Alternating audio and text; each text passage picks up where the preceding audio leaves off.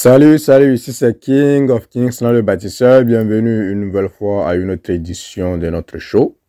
Le show que nous avons baptisé Les Faits. Ici, nous ne parlons que des réalités qui choquent.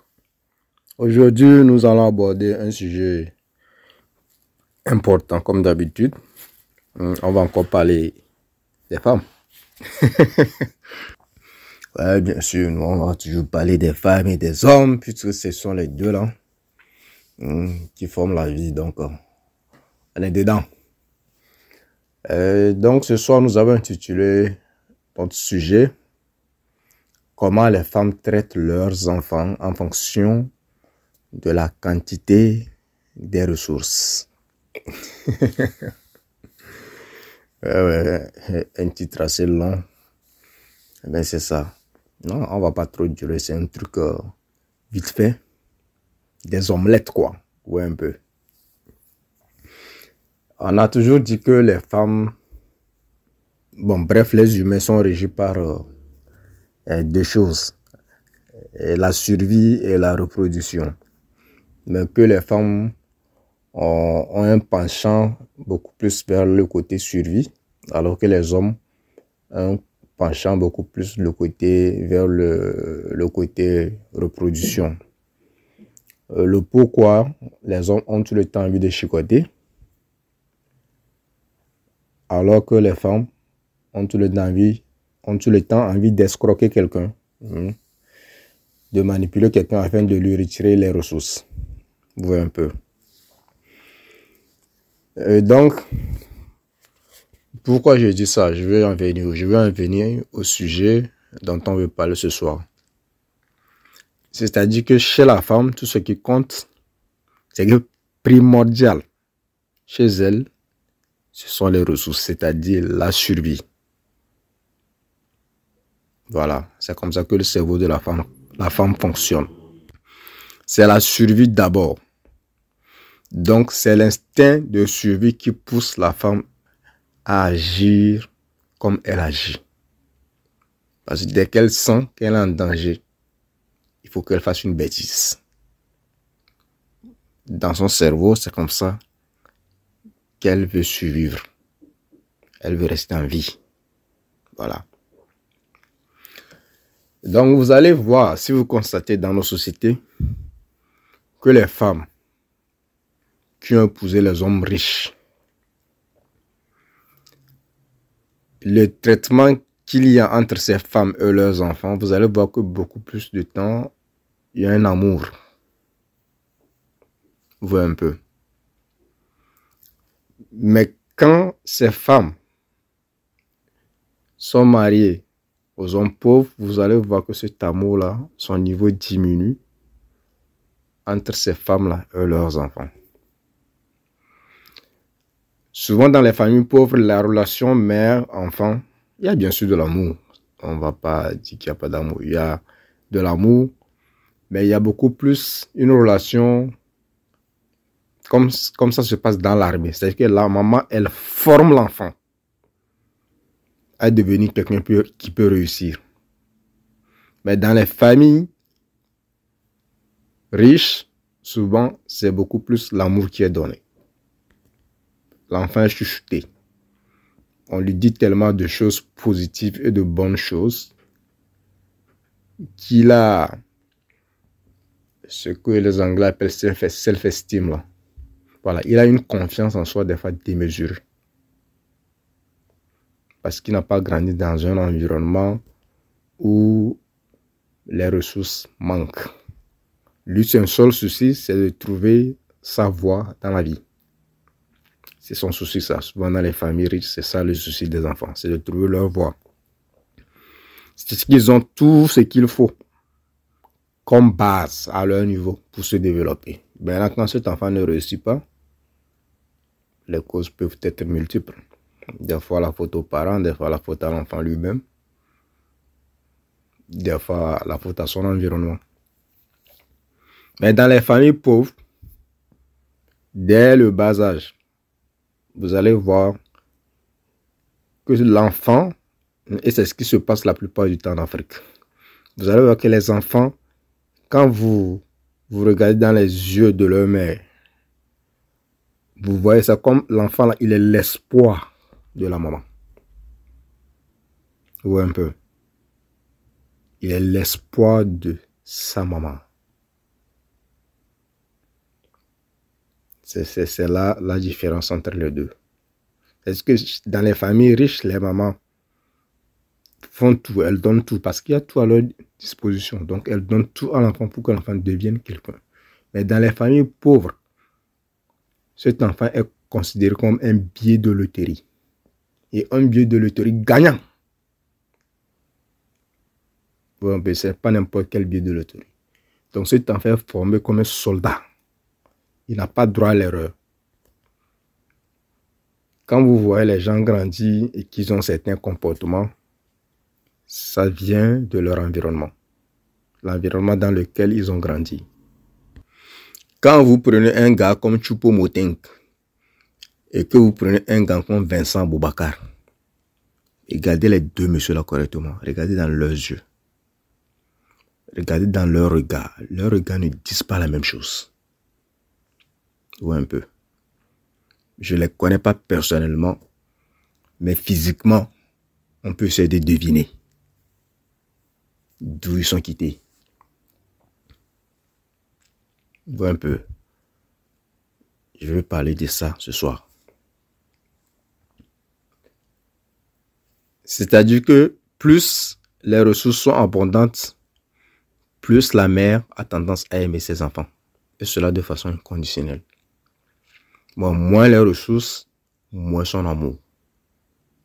Surtout, si elle a fait des enfants avec un monsieur qu'elle n'aime pas.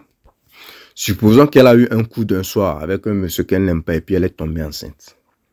Et malheureusement, elle est pauvre et ce monsieur est pauvre. Ce monsieur ne peut rien lui donner. Regardez comment elle va éduquer l'enfant. Elle s'en fout complètement. Vous voyez un peu. Toutes les mamans, les gens vont dire que toutes les mamans aiment leurs enfants. Bien sûr, mais cet amour est limité. Je vous ai dit, le cerveau de la femme, c'est la survie qui est la priorité. La survie. Donc pour elle-même, ses enfants manquent de quelque chose, c'est une menace à sa survie. Ouais, un peu. C'est pourquoi vous allez voir certaines mamans qui n'ont pas les ressources sont devenues des femmes-hommes. À force de lutter pour sortir de cette sensation de survie-là, elles sont devenues des femmes-hommes. Elles sont devenues des robots. Elle travaille seulement. Elle travaille seulement. Peut-être qu'elle a fait un enfant à 20 ans. Et puis jusqu'à son âge de 40, 44 ans, peut-être qu'elle n'a même plus connu d'homme. Elle est devenue robot, elle est devenue frigide. C'est que l'homme, regardez même un homme comme ça qui va les citer, ça n'existe pas. Il y a ces gens de femmes. Et vous les regardez, vous voyez dans leur regard en même temps, c'est qu'elle est décédée depuis. Il n'y a que le corps qui est là. Et elle fait tout ça à la cause de qui? Pour garder la survie d'elle et de ses enfants. Vous voyez un peu. Elle n'a plus goût à la vie. Donc cet enfant, c'est son espoir. Les gens pensent que souvent, elles le font par amour. Non, elles ne le font pas par amour. Elles le font par instinct de survie. Vous voyez un peu. Parce que dans la plupart, des têtes de ces femmes, ces enfants sont considérés comme l'espoir. Elles ont misé tout. Et si malheureusement cet enfant les choue, vous allez voir qu'elles deviennent encore plus malheureuses. Les gens vont me dire, oui, il y a des familles pauvres où il y a beaucoup d'amour entre les mamans et les enfants. C'est vrai. Mais je vais vous expliquer pourquoi ça se passe comme ça. Ça se passe comme ça parce que dans ces familles pauvres, ces familles vivent à leur niveau. C'est-à-dire qu'elles se contentent de ce qu'elles ont. Et les ressources qu'elles ont, le peu de ressources qu'elles ont, vient régulièrement. Ça ne coupe pas. Donc un peu. C'est-à-dire que si elles vivaient avec $100 chaque mois, elles ont plus ou moins les $100 pour élever ses enfants. Ou un peu. Donc, il n'y a pas seulement que la question des ressources ou bien de la quantité de ressources. Il y a aussi la régularité. Je vous ai dit, le cerveau de la femme, c'est la survie. C'est d'ailleurs pourquoi les femmes se marient. Sinon, les femmes ne vont jamais se marier à qui que ce soit. S'il n'y avait pas que c'est une survie. C'est d'ailleurs pourquoi de nos jours, beaucoup de femmes ne se marient plus. Parce que elles ont atteint le niveau de suffisance financière pour garantir leur propre survie. Donc, elles ne sentent plus le besoin des hommes. Donc, les femmes se marient d'abord à cause de la sécurité, c'est tout. Parce qu'elles savent que quand elles feront des enfants, d'ailleurs, elles-mêmes, leur suivi est garanti auprès d'un homme riche. Et quand elles feront des enfants, ces enfants ont des ressources garanties pour qu'elles puissent les élever facilement. Ou un peu. C'est toujours la survie chez elles. Maintenant, sa survie est menacée quand est-ce? Supposons qu'elle épouse un homme riche et qu'elles ont l'habitude de dépenser peut-être 3 000, 5 000 $ chaque mois. Mais que ce n'est pas régulier, la femme se sent menacée. Et l'amour qu'elle aura envers ses enfants, si ce n'est pas régulier, cet amour va changer, peu importe la somme qu'elle a à sa disposition. Oui, un peu. Je ne sais pas si je me fais comprendre par ce sujet-là. Mais essayez de regarder un peu tout autour de vous. Vous allez remarquer ce que je dis. Souvent, quand on dit que c'est les femmes, c'est grâce aux femmes que l'être humain continue. Moi, je dis non. Je compte même faire un podcast à cause de ça. C'est à cause des hommes que l'espèce humaine continue de vivre. C'est vrai que c'est les femmes qui portent la grossesse et tout. Ça, c'est leur rôle. Elles ont été créées pour ça. Vous voyez un peu. C'est que les femmes portent la grossesse 9 mois en moyenne. Mais les hommes, c'est qu'elles vont porter la vie. Elles disent qu'elles donnent la vie, c'est ça? Voilà. Elles disent qu'elles portent la vie pendant 9 mois et elles donnent la vie. Les femmes ne donnent pas la vie. La vie est dans les hommes. La vie est dans les spermatozoïdes des hommes. C'est que l'homme porte la vie toute sa vie. Voilà.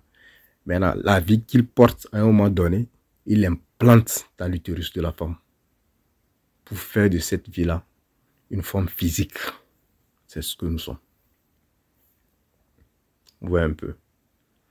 Et que celui qui a créé ce game-là, je dois faire le game partie 2. Partie 2. Tout ça, c'est un jeu. Tout ce qui se passe, tout ce qui se passe autour de nous, tout ça, c'est un jeu. Ouais, un peu. Donc, pourquoi j'ai voulu faire ce truc-là aujourd'hui? J'étais en train de lire un truc que j'ai vu. Ils ont parlé d'une expérience qu'ils ont fait sur l'espèce animale. Et ils ont utilisé, vous savez, la souris et les humains se ressemblent pratiquement. Leur morphologie, bon, pas la morphologie, mais c'est-à-dire leur corps qu'on commence à dessiner. C'est l'anatomie, on dit ça, non? Bon, je sais pas trop. Ça se ressemble. Donc, c'est pourquoi on utilise souvent les souris et puis les histoires là pour faire les expériences dans les laboratoires. Donc, ils ont fait encore des expériences. Et d'après leur expérience, ils disent que dans l'espace animal, la prédictabilité est l'un des facteurs environnementaux essentiels pour qu'une mère s'occupe bien de sa progéniture. Pour qu'une mère s'occupe bien de sa progéniture. Donc, c'est ce que je disais un peu plus tôt là. Si c'est 100 $ qui vient, il faut que les 100 $ soient là régulièrement. Si c'est 5 000, il faut que ça soit là régulièrement. Mais si c'est aujourd'hui 100, demain, peut-être 50, après demain 25, elle se sent bien assez. Vous voyez un peu. Donc, quand il y a les ressources là, avec la régularité, elle se sent en sécurité. Et elle peut donner l'amour qu'il faut aux enfants. Vous voyez un peu. Même avant que la femme vous écarte les jambes, il faut qu'elle se sente en sécurité dans son cerveau. C'est qu'elle a déjà programmé que non, je vais survivre. Dès qu'elle n'arrive pas à programmer son cerveau pour la survie, elle ne vous écartera jamais les jambes.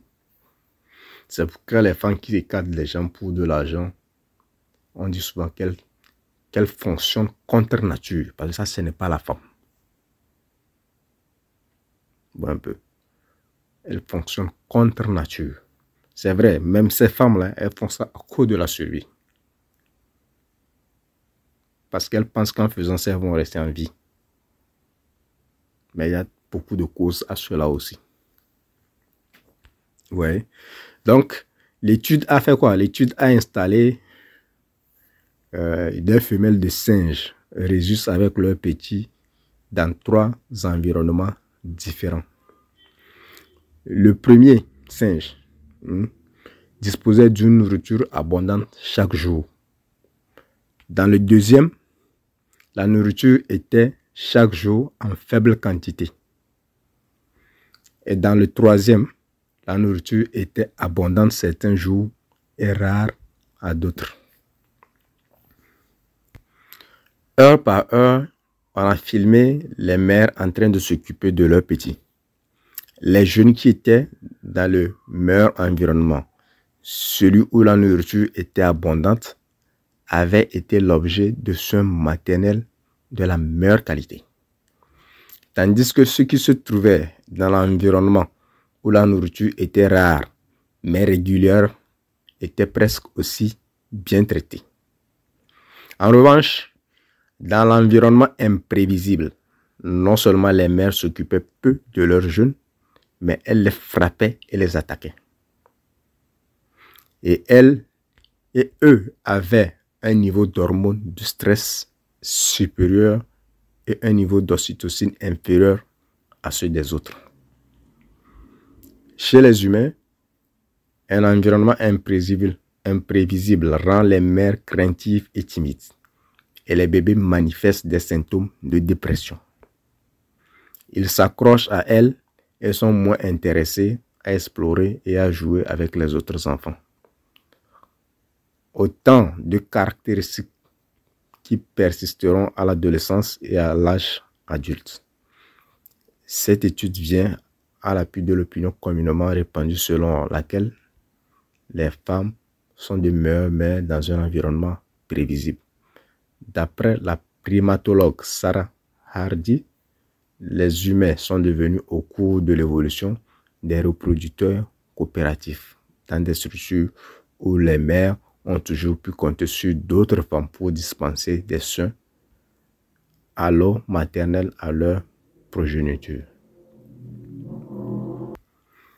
Vous voyez un peu comment ça se passe. Ça, c'est ce que l'étude a démontré. Donc, les résultats de cette étude, on les voit chaque jour dans nos vies. Vous allez remarquer que autrefois, l'Afrique, il y avait beaucoup plus d'amour entre les enfants et les mères parce que l'environnement d'antan en Afrique était beaucoup plus solidaire. Donc, cette maman-là ne sentait pas le besoin. Mais aujourd'hui, c'est chacun pour soi. C'est ça qui fait que vous remarquez, il y a des mamans soldats. Et bizarrement, le cerveau de la femme fonctionne de tel que si elle est de mauvaise humeur, tout le monde doit être de mauvaise humeur. Un peu. C'est comme un virus. C'est pourquoi même quand vous êtes heureux, vous rentrez chez vous et que votre copine ou bien votre femme est de mauvaise humeur, sachez que votre soirée est déjà gâtée. Elle va vous transmettre ça automatiquement. Elle n'aime pas être malheureuse seule. Elle va vous transmettre ça. Donc c'est ce qu'elle transmet à ses enfants. Quand elle est malheureuse, le niveau de stress augmente tellement qu'elle transmet cette énergie négative aux enfants. Vous voyez un peu. Vous allez remarquer que dans leur étude, on parlait même des mères qui frappent leurs enfants. Ça, on le voit tous les jours dans des familles. Il y a des mères qui sont devenues négatives à cause du papa de ses enfants. Oui, un peu. Dans tout ce que nous voyons de nos jours, ce n'est pas un hasard. Tout est biologique. Dans ce game, il y a deux choses. C'est le sexe et l'argent. C'est le game, ça. Plus vous avez de l'argent, comme en tant qu'homme, plus vous aurez les plus belles et les plus jeunes femmes du monde. Personne ne va me dire le contraire. Vous pouvez être moche, vous pouvez être gros comme Fat Joe, peut-être même plus que lui.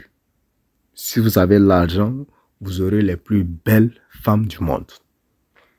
Je ne dis pas que c'est le seul facteur, mais c'est le plus grand facteur, ça. Voilà.